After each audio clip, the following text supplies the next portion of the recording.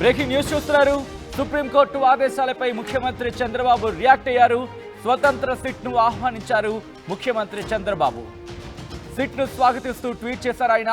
Supreme court వేసిన SIT ను స్వాగతిస్తున్నామన్నారు. సత్యమేవ జయతే, ఓం నమో వెంకటేశాయ అంటూ ట్వీట్లో ప్రత్యేకంగా పేర్కొన్నారు చంద్రబాబు. అయితే ఇప్పుడు ఆ ట్వీట్ ని మీరు చూస్తున్నారు. I welcome the Honorable Supreme Court's order of setting up SIT comprising officers from CBI, AP Police and Food Safety Standard Authority of India, FSSAI, to investigate the issue of adulteration of Tirupati Laddu. సత్యమేవ జయతే, ఓం నమో వెంకటేశాయ అంటూ కూడా ఆయన చేస్తున్న ట్వీట్ని మీరు చూస్తున్నారు. Supreme court orders తర్వాత, supreme court ఆదేశాల తర్వాత ఆంధ్రప్రదేశ్ ముఖ్యమంత్రి నారా చంద్రబాబు నాయుడు ఆయన రియాక్ట్ అయ్యారు. ఈ అంశానికి సంబంధించి ఆ ట్వీట్ని మీరు చూడొచ్చు.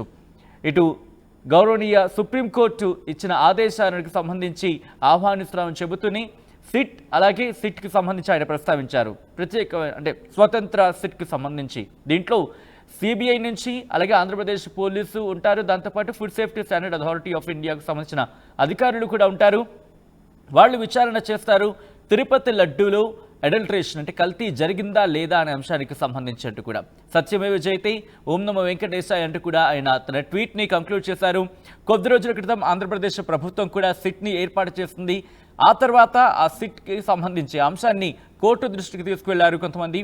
ఇటు మన ముఖ్యంగా సుబ్రహ్మణ్య స్వామి కావచ్చు, లేకపోతే వైవి సుబ్బారెడ్డి, ఇలా కొంతమంది ఈ అంశాన్ని కోర్టు దృష్టికి తీసుకువెళ్లిన పరిస్థితి.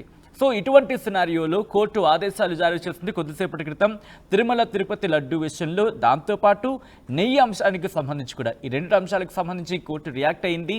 ఇక్కడ ఆంధ్రప్రదేశ్ ప్రభుత్వం నియమించిన సిట్ కాకుండా ప్రత్యేకమైన స్వతంత్ర దర్యాప్తుగా సిట్ని ఏర్పాటు చేసిన పరిస్థితి. Setting up SIT comprising officers from CBI నుంచి ఆంధ్రప్రదేశ్ పోలీసులు ఉంటారు, సిబిఐ నుంచి అధికారులు ఉంటారు, పోలీసులు ఉంటారు, అలాగే food safety standard authority of India food safety అధికారులు కూడా ఉంటారు.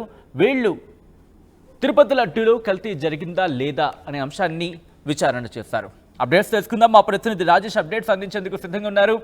రాజేష్, ఆంధ్రప్రదేశ్ పోలీస్ అలాగే food safety standard authority of India CBI ఈ ముగ్గురు కూడా విచారించబోతున్నారు తిరుపతి లడ్డూకి సంబంధించి కల్తీ జరిగిందా లేదా అనేది. ఆంధ్రప్రదేశ్ పోలీస్ నుంచి ఆల్రెడీ సిట్కి ఎవరినైతే నియమించారో వారే ఉండే అవకాశం ఉందా, లేకపోతే వేరే పేర్లు ఏమైనా వినిపిస్తున్నాయా? ప్రస్తుతానికి ఇంకా పేర్లు సంబంధించినటువంటి విషయంలో ప్రభుత్వం క్లారిటీ ఇవ్వలేదు. ఎందుకంటే ఆల్రెడీ ఆంధ్రప్రదేశ్ ప్రభుత్వం ఏర్పాటు చేసిన సిట్కి సర్వశ్రేష్ఠ త్రిపాఠి ఆయన సిట్ అధికారిగా ఉన్నారు, మెయిన్ అధికారిగా ఉన్నారు. కాబట్టి ఆయన ఆల్రెడీ తన టీంతో ఇప్పటికే తిరుమలలో మొత్తం విచారణ కూడా చేసిన నేపథ్యంలో దాదాపుగా సమాచారం సేకరించిన నేపథ్యం ఇప్పుడు సుప్రీంకోర్టు ఆదేశాలతో సిబిఐతో పాటు ఆంధ్రప్రదేశ్ సిబిఐ ఇద్దరు అధికారులు, అదేవిధంగా ఆంధ్రప్రదేశ్ పోలీసు అధికారులు ఇద్దరు, అదేవిధంగా FSSAI food safety under standards authority of ఇండియాకి సంబంధించిన ఒక అధికారి, మొత్తం 5 సభ్యులతో ఒక కమిటీని సుప్రీంకోర్టు ఫామ్ చేసిన నేపథ్యంలో ఇప్పుడు ఆంధ్రప్రదేశ్ తరఫున ఆ ఇద్దరు అధికారులు, పోలీసు ఉన్నతాధికారులు ఎవరిని నియమిస్తారో దానిపై ఇంకా క్లారిటీ ఇవ్వాల్సి ఉంది. ప్రభుత్వం ఎవరి పేర్లు ఇస్తుందో చూడాల్సిన అవసరం ఉంది. దాదాపుగా సర్వశ్రేష్ఠ త్రిపాఠి పేరు మరొకరి పేరు ఇచ్చే అవకాశం ఉంది. ఎందుకంటే ఆంధ్రప్రదేశ్ ప్రభుత్వం ఏర్పాటు చేసిన సిట్ లో ఆయన ప్రధాన విచారణ అధికారి ఉన్నారు కాబట్టి ఆయన పేరుతో పాటు ఇంకో అధికారి పేరు ఇచ్చే అవకాశం కనబడుతుంది. ఈ టీము పూర్తి స్థాయిలో విచారణ చేసి లడ్డూలో నిజంగా కల్తీ జరిగిందా లేదా, అసలు అడల్ట్రేషన్ అనేది జరిగిందా, జంతువులకు సంబంధించినటువంటి ఫ్యాట్స్ సంబంధించిన ఆయిల్స్ ఈ లడ్డూలో తయారీలో ఉపయోగించారా, అసలు రిపోర్ట్ అంటే గుజరాత్ కు సంబంధించినటువంటి అక్కడ ఎన్డీడీబీ ఇచ్చినటువంటి రిపోర్ట్ ఇచ్చినటువంటి లెక్కలేంటి, అవి యథార్థమా కాదా, అసలు అవి ఎప్పుడు తీసుకున్న శాంపిల్స్ సంబంధించిన డీటెయిల్స్ ఏంటి, ఇవన్నీ కూడా విచారణ చేసి పూర్తి స్థాయిలో సుప్రీంకోర్టుకి నివేదిక ఇచ్చే అవకాశం ఉంది. కాబట్టి దీన్ని ముఖ్యమంత్రి చంద్రబాబు నాయుడు స్వాగతిస్తూ మధ్యాహ్నం ఒక ట్వీట్ చేశారు. I welcome the honourable supreme courts order of setting up to SIT అని ఆయన స్వాగతించారు. ఖచ్చితంగా ఈ విషయంలో పూర్తి స్థాయిలో అటు సిబిఐ, ఆంధ్రప్రదేశ్ పోలీసులు, అదేవిధంగా FSSAI సంబంధించినటువంటి అధికారులు చేయడం ద్వారా పూర్తి స్థాయి వాస్తవాలు బయటకు వస్తాయని నారా చంద్రబాబు నాయుడు అయితే ట్వీట్ చేయడం జరిగింది. తాజాగా 1 అవర్ ముందు నారా లోకేష్ కూడా ఎంసీ మీద స్వాగతిస్తున్నట్టు సుప్రీంకోర్టు ఈ విచారణ కమిటీని వేయడం పట్ల ఆయన కూడా స్వాగతిస్తున్నారు. ఇప్పుడు విచారణ ఆంధ్రప్రదేశ్ ప్రభుత్వం ఏర్పాటు చేసిన సిట్ విచారణ చేస్తున్న నేపథ్యంలో ఇప్పుడు అదనంగా ఒక్కొక్క పూర్తి స్థాయిలో ఉన్నత స్థాయి ఒక కమిటీ వేయడం ద్వారా ఇంకా విచారణ వేగంగా జరుగుతున్న ఆశాభావం వ్యక్తం చేశారు లోకేష్ కూడా. ఏదేమైనప్పటికీ ఒకవైపున ప్రతిపక్షాలేమో అధికార పార్టీ మీద ఎదురుదాడి తిరుగుతున్నాయి. సుప్రీంకోర్టులో వాస్తవాలు బయటకు వచ్చాయని జగన్ కూడా కొంతసేపు మాట్లాడితే అటు రాష్ట్ర ప్రభుత్వం కూడా సుప్రీంకోర్టు ఇచ్చినటువంటి తీర్పుని, సుప్రీంకోర్టు నియమించిన కమిటీని స్వాగతిస్తున్నామని చెప్తున్నారు. పూర్తి స్థాయిలో అసలు వాస్తవాలు బయటకు వస్తాయని అధికార పార్టీ కూడా చెప్తుంది. మరోవైపు వైసీపీ మాత్రం నిజాలు బయటకు వస్తాయని చెప్తున్న నేపథ్యంలో ఇప్పుడు సుప్రీంకోర్టు నియమించినటువంటి ఈ కమిటీ 5 సభ్యులతో కూడినటువంటి కమిటీ ఏం తేల్చబోతుంది, ఏ నివేదిక ఇవ్వబోతుంది అనేది ఇప్పుడు ఆసక్తికరంగా మారింది. నిజంగానే లడ్డూలో కల్తీ జరిగిందా, కల్తీ జరిగితే ఎప్పుడు జరిగింది, అసలు ఆ ఎన్డీడీబీ రిపోర్ట్ లో ఏముంది, మొత్తం వివరాలని బయటకు వచ్చే అవకాశం కనబడుతుంది. కాబట్టి పూర్తి స్థాయిలో నివేదిక వచ్చిన తర్వాత వాస్తవాలు వెలుగులోకి వచ్చే అవకాశం ఉంది. సచిన్. రైట్ రాజేష్, ఇదే అంశానికి సంబంధించి ఆర్థిక మంత్రి పయ్యావుల కేశవ్ కూడా రియాక్ట్ అవుతున్నారు. ఆంధ్రప్రదేశ్ ప్రభుత్వం రియాక్ట్ అయింది, ఏముంటుందో చూద్దాం. ఇప్పుడు వెలుగులోకి వస్తాయి కదా, సిట్ వేసిందే ఆధారాలు ఎన్డీడీబీ ఎవిడెన్స్ పెట్టాం. ఇంకా దానికి మించినటువంటివి లేవు. రేపొద్దున సిట్ ఇంకా బెటర్ డైరీలు కనుక్కుంటే అవి కూడా బయటకు వస్తాయి. అది ఆధారం కాదా, అవి వీళ్ళ కళ్ళ ముందు కనపడవు.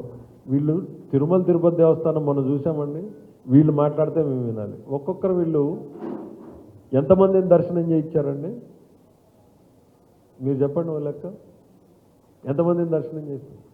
ఎమ్మెల్యే అన్నవాడికి రోజుకు ఒక 6 మందికి ఇస్తారు. అది కూడా వారంలో 3 రోజులు 4 రోజులే ఇస్తారు. శుక్రవారం ఇయ్యరు, శనివారం ఇయ్యరు, ఆదివారం ఇయ్యరు. అది మీలాంటి మిత్రుల్లో ఇంకోరు వెళ్తే ఎవరో ఫ్యామిలీ మెంబర్లు 5 మందికి ఇస్తారు. వీళ్ళు ఒక్కొక్కరు ఎంతమందికి చేయించారు? ఈ కీలకమైన వ్యక్తులు లక్ష మందికి.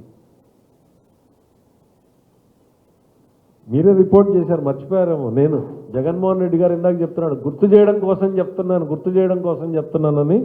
నేను గుర్తు చేయడం కోసమే చెప్తా ఉన్నాను. ఇక్కడ లక్ష మంది కంటే నా నియోజకవర్గం మొత్తాన్ని తీసుకెళ్లి చూపించినా కూడా అవరు కదండి.